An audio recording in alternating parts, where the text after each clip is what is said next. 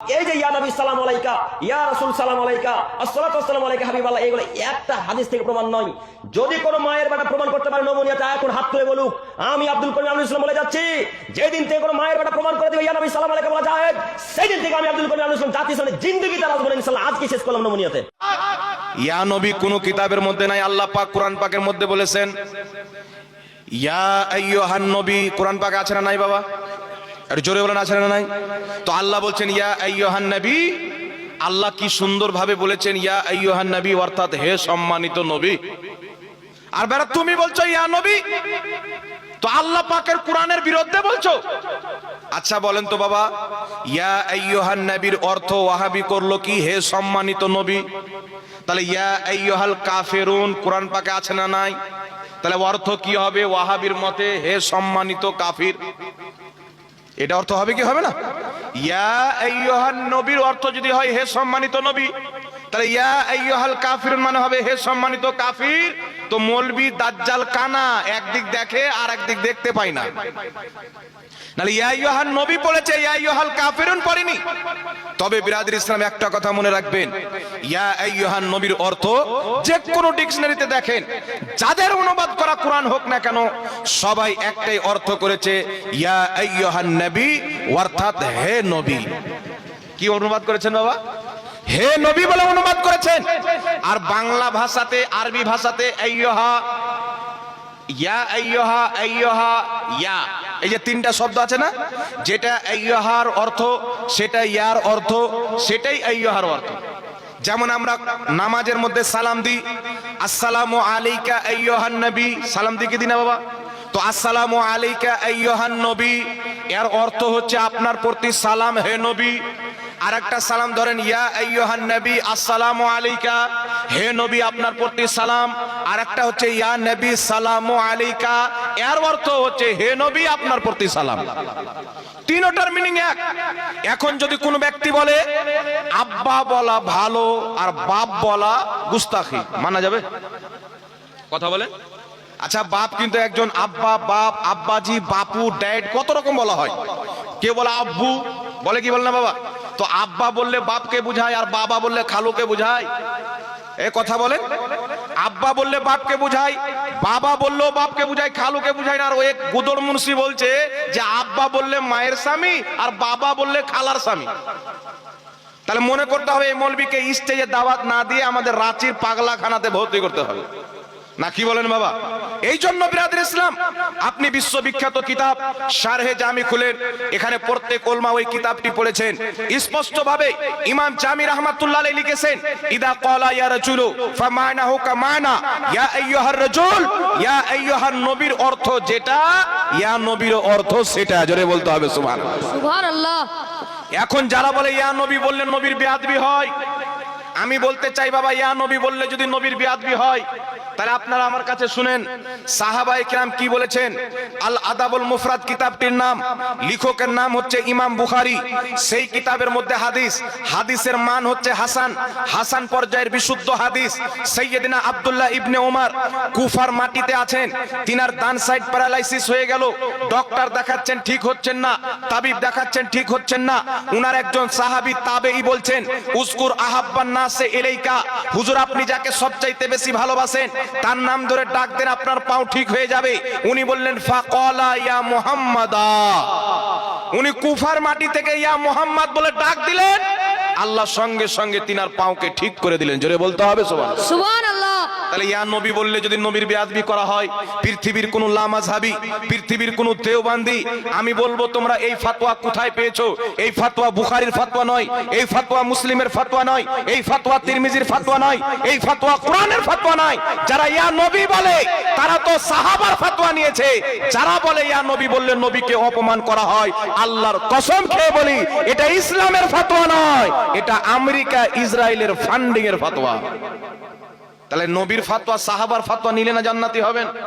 কথা আমার বুঝতে পারছেন কি পারেন না বাবা? সাহাবা বলছেন ইয়া মুহাম্মদ, আর ওয়ে বলছে ইয়া মুহাম্মদ বলা যাবে না। একটা পাগলা মৌলবি বেরিয়েছে, আবু জেহেলকে মুসলমান বলে বাংলাদেশে। হ্যাঁ, বাপ বড় শয়তান, বেটা ফের দু হাত আরো লম্বা শয়তান। জি, ওর বাপ বলছিল নবী কিয়ামতে ফালফাল করে তাকিয়ে থাকবে, নবী কবরে মরা মানুষ পড়ে আছে, নবীর মুখ দিয়ে দুর্গন্ধ বেরোতো। এ শয়তান এসে বলছে আবু জেহেল আমাদের মতন মুসলমান ছিল। ইসলাম জরুরিয়াতে দিনের মধ্যে এটা একটি, যে মুসলমানকে মুসলমান মনে করা, কাফিরকে কাফির মনে করা, এটা জরুরিয়াতে দিন। কেউ যদি মুসলমানকে কাফির বলে সে নিজেই কাফির, কেউ যদি কাফিরকে মুসলমান বলে সেই ব্যক্তি নিজে কাফির, মুসলমান নয়। কাফিরকে কাফির বলা, মুসলমানকে মুসলমান বলা, এটা হচ্ছে নবী মুস্তাফার শরীয়ত। জোরে বলতে হবে সুবহানাল্লাহ। সুবহানাল্লাহ। তো আবু জেহেলের কাফির হওয়াতে কোনো সন্দেহ আছে? একটু জোরে বলেন, সন্দেহ আছে? তো আবু জেহেলকে যেই ব্যক্তি মুসলমান বলবে ও মুসলমান নয়, শরীয়তের দৃষ্টিতে ওই মৌলবি কাফির ও মুরতাদ হয়ে যাবে। কথা বুঝতে পেরেছেন কি পারেননি বাবা? এখন একটু লক্ষ্য করে শুনেন। আচ্ছা বলেন বাবা, কোরআন পাকের মধ্যে ইয়া আইয়ুহান নবী আছে, ইয়া আইয়ুহাল কাফিরুন আছে। যেই মৌলবি বলেছে ইয়া আইয়ুহান নবীর অর্থ হে সম্মানিত নবী, ওই মৌলবি এটাও বলতে হবে তাকে যে ইয়া আইয়ুহাল কাফিরুন মানে হে সম্মানিত কাফির। তো এরা নবীর কিয়ামকে বন্ধ করার জন্য এ শয়তান কোরআন পাকের মিনিং পর্যন্ত চেঞ্জ করছে। এ মৌলবি হবে না দাড়িওয়ালা শয়তান হবে? আপনি বলেন। এ টুপিওয়ালা শয়তান, এই শয়তান থেকে ঈমান বাঁচাতে হবে।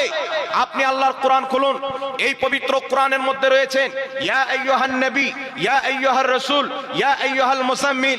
ওই কোরআনের মধ্যে রয়েছেন ইয়া আদম, ইয়া ঈসা, ইয়া ইয়াহইয়া খুযিল কিতাবা বিকুওয়াতিন ওয়া আতাইনাহুল হুকমা সাবিয়া। এই কোরআন পাকের মধ্যে আল্লাহ নবীগণকে ইয়া শব্দ দিয়ে সম্বোধন করেছেন। কখনো ইয়া আদম বলেছেন, কখনো ইয়া ইয়াহইয়া বলেছেন, কখনো ইয়া জাকারিয়া বলেছেন, কখনো ইয়া মুসা বলেছেন, আর কখনো ইয়া আইয়ুহান নবী বলেছেন। তো বুঝা গেল কোরআন পাকের ফতোয়া অনুযায়ী ইয়া আইয়ুহান নবী বলাও যায়, ইয়া নবী বলাও যায়। জোরে বলেন সুবহানাল্লাহ। সুবহানাল্লাহ। কথা বুঝতে পেরেছেন কি পারেননি বাবা? এখন কিছু লোক নবীর দরজাতে আসলেন, একটু লক্ষ্য করে শুনেন। নবী পাক সাল্লাল্লাহু আলাইহি সাল্লামের দরবারে কিছু লোক আসলেন, আসার পরে বলছেন ইয়া মুহাম্মদ, হে মুহাম্মদ বাইরে আসেন দরকার আছে, হে মুহাম্মদ বাইরে আসেন দরকার আছে। বাবা শরীয়তের মাসলা হলো আপনি যদি আমার বাড়ির সামনে আসেন আমাকে ডাক দিবেন, কোনো প্রবলেম নাই।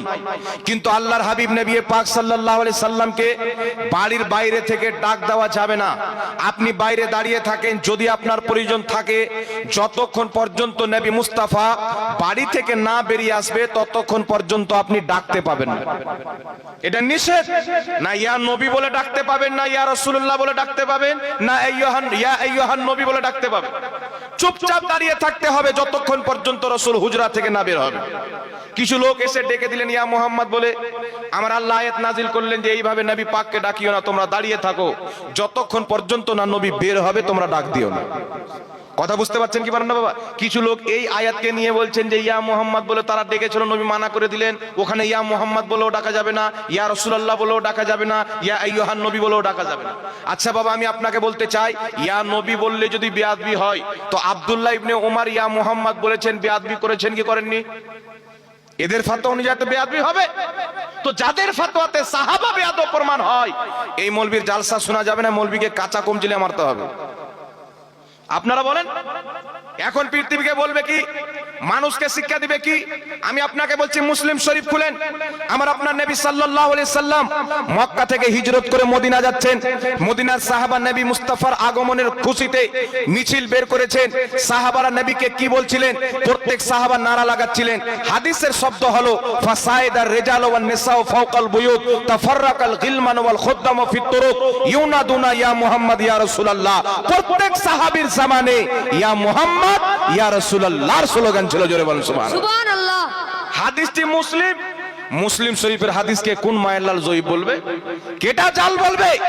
মুসলিম শরীফের হাদিস। মদিনার প্রত্যেক সাহাবা ইয়া রাসূলুল্লাহ বলেছেন, ইয়া মুহাম্মদও বলেছেন। এখন আপনারা বলেন তো বাবা, কেউ যদি ইয়া নবী বলে, ইয়া মুহাম্মদ বলে, ইয়া রাসূল বলে, তারা ভুল করলো না সাহাবার আমলে আমলিত হলো? তারা ভুল করলো না সাহাবার আমলে আমল করলো? আর জোরে বলেন। সাহাবা নবীকে ইয়া মুহাম্মদ বলেছেন, তো যারা ইয়া নবী বললো সাহাবার সুন্নাতে আমল করলো, যারা এটাকে বিদআত বললো, সাহাবায়ে কেরামকে বিদআত বললো, ওই ব্যক্তি জাহান্নামে যাবে। ওই ব্যক্তি বিদআতি, কিন্তু ইয়া নবী বলে সম্বোধন করনেওয়ালা বিদআতি নয়, সাহাবায়ে কেরামের সুন্নাতে আমল করলো। জোরে বলেন সুবহানাল্লাহ।